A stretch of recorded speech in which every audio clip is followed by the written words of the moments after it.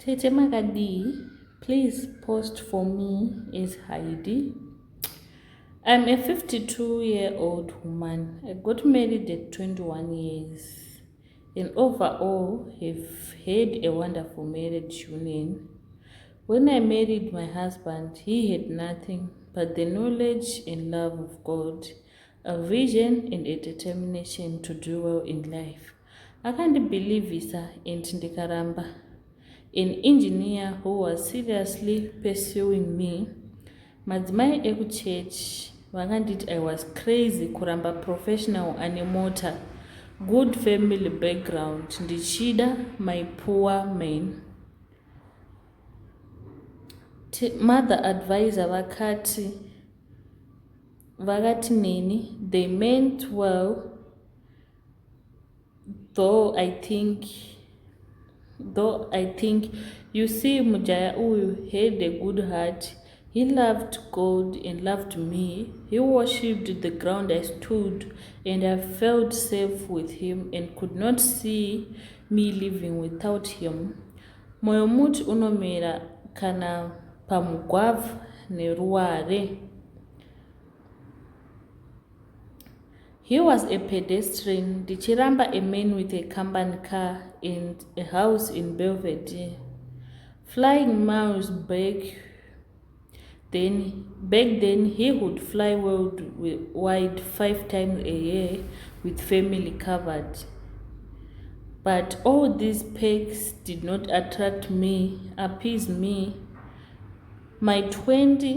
Appease my 20-year-old heart. See, I was a young girl from a well-to-do family. I was not attracted by wealth much for some reason, but society expected me to live up to the name and lifestyle yemaparents angu. Madzimai eruwadzano vakaita prayer nights to fast for me nekuti ndainge ndarasika. Moyo wangu wakamuda murombo wangu iyeye. When I officially introduced him to my family, I thought kuti ndipo paizoperera sarungano. I was too sure they would say over our dead bodies. However, I was shocked by my family responses. My mother said, "He is the one. You are yourself when you are with him and you smile more in his presence. You are in love." My dad was a very open and said, "He's a good guy. I'm a man. I know a good man when I see one. However, you have to work your way up the food chain, manangu, because murombo. But that's how your mama and I started. You won't have fine luxuries that you are not used to, pano. As you follow your heart, I raised you well. I trust your judgment. A marriage partner haitsvagirwe munhu. Whatever makes you happy is what I will bless. It's your choice. Ndiwe uchanogara naye. Dad blessed us. He charged my poor man mazimari ekuti vanhu vakatya nazvo. But Dad said, "Give me 2 cows, 250 each, Rutsambo 2K, and my jazz uncle. Then come and get your wife.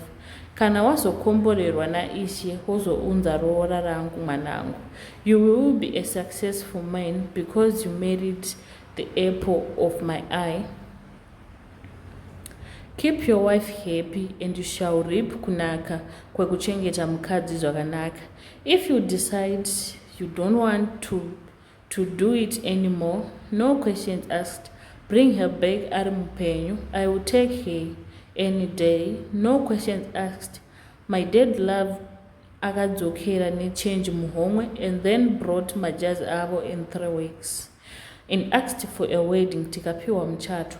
Takachata zvakanaka nemurombo wangu, white wedding, tikagarisana zvakanaka chose. Honeymoon calmed.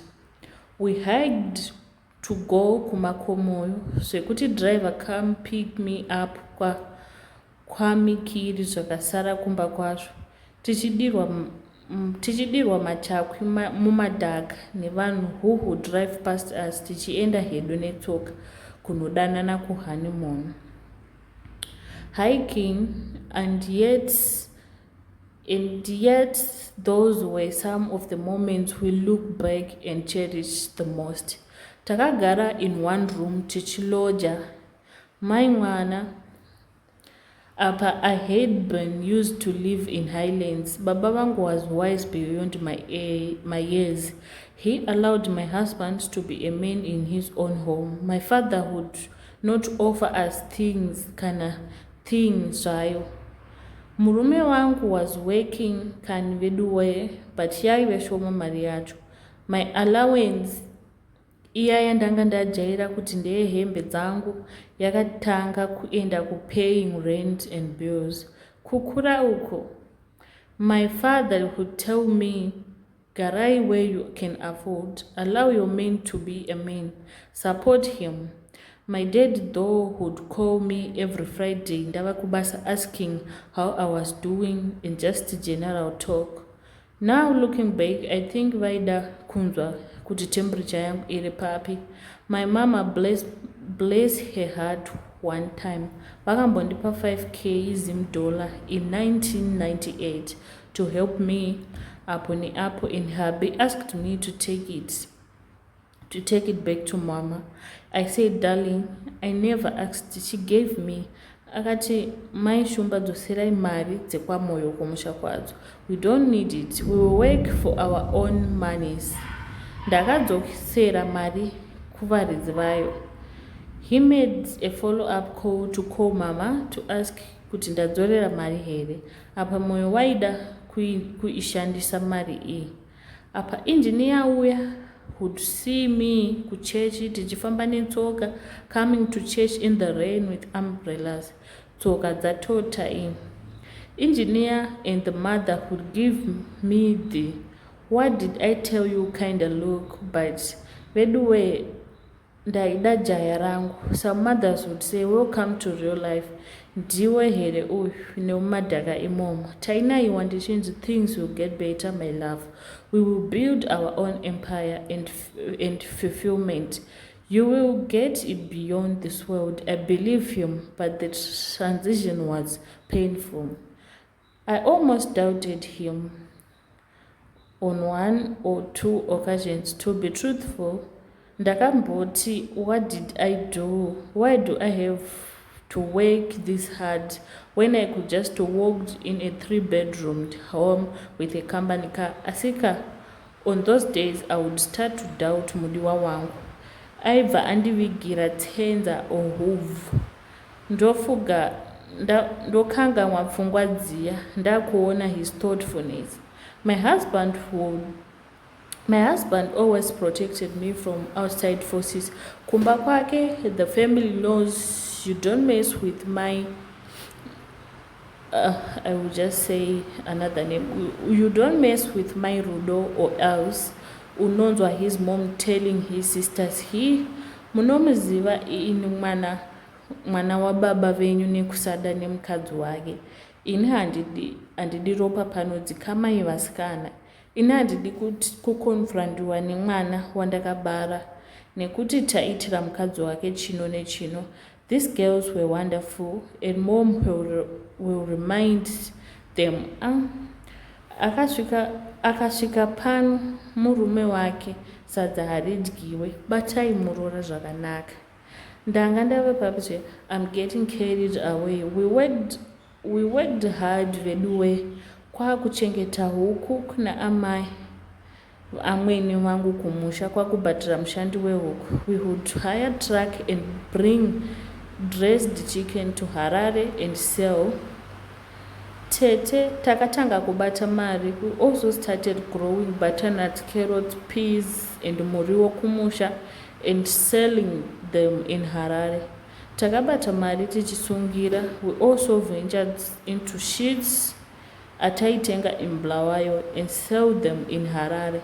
Years later, takayambuka kuenda kuchando nemari yekutengesa huku nezvirimwa. Murume wangu akaenda mberi nechikoro. Ininiwo ndichibva ndanzi mai mwana chitsvambe, ndikati ndamhanya nacho chimuti kuchikoro. I'm a well-educated and supported woman in my marriage. Murume wangu is not threatened by my success. I make way more than him, and yet our mornings hadzina mutupo.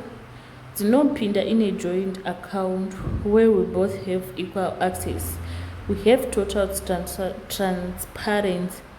God has been good to us, and we are an unbeatable couple. Vaya vakamboti, hey, why not to go to professionals nurse?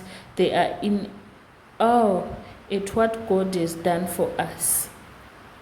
We have built a legacy for ourselves and a life yatinoti idi ndeyedu here. Mwari uyu, we are not perfect couple, but God is at the center and the core of our marriage. And that's what he kept us grounded. 30 years later, we have built our retirement home in Zimpaprazi and several businesses that are generating good cash, whilst we close our dealings out here. Kusi kwako handi kwako, home is always the best. We are both under 55 years and are retiring next year and coming back home to enjoy the fruits of our labor. Our kids are both professional. Vanosara havo kuno kuchando. For all who have heard horror stories about marriages and cheating husbands, it's not all bad muma marriage. Titoriko tichifara hedu. Kana ishe vakuwanira nyasha idi, kana newe unotenda ishe. For the girl child who is still searching, don't look for money. Tsvaga munhu anotya Mwari, munhu anokuda wako wega, iwe ane vision. You as woman, be the fuel that ignites his fire. Be the cheerleader and believe in him wholeheartedly. Pray for him, pray for his successes, pray for his dealings. There is power in the prayer emudzimai asina kugunun'una in your heart. Minamato ine simba madzimai. There are faithful men out there still. Ask God and he'll give you. Don't be desperate. Let your presence be his peace. A few years takagara kuchando, mdiwa wangu remembered my dad. He went back and paid lobola rieres, which had been charged in Zim dollars mugorera 1998, but akaribadra in US dollar. Baba wangu vakafara naye mkwasha wavo, and he laid his hands upon him and blessed him. My father was as long dead. My husband keeps my mother veduwe. Parufurwa baba, my husband buried my dad. He carried the whole funeral expenses. Mai vangu vakatenda havo veduwe. Mwedzi wega wega, he sends my mom food money and more. My husband said, ndakadzidza from your parents kuti murombo munhu, and I will keep mom and take care of her needs until the day I die. Mai vangu vanogara vari kuno kuchando kuti shanyira together with his mom. These two women get along and vanoshanyirana zvekudaro. They are best friends. Awana nyemba, awana nyebvi, anoendesera kunopa umwe. Mwari wrote my story. Matthew 6 verse 6. But seek ye the first kingdom of God and his righteousness, and all other things will be added into you. Vadiwa vateereri, ndo nyaya yatasenderwa naHaidhi. Such a beautiful love story, and it shows that where there is a hope, where there is the way, there is a will. Inyaya yakanaka inodzidzisa zvakare kuti tive ne-true love. Let's just learn from this story. Thank you.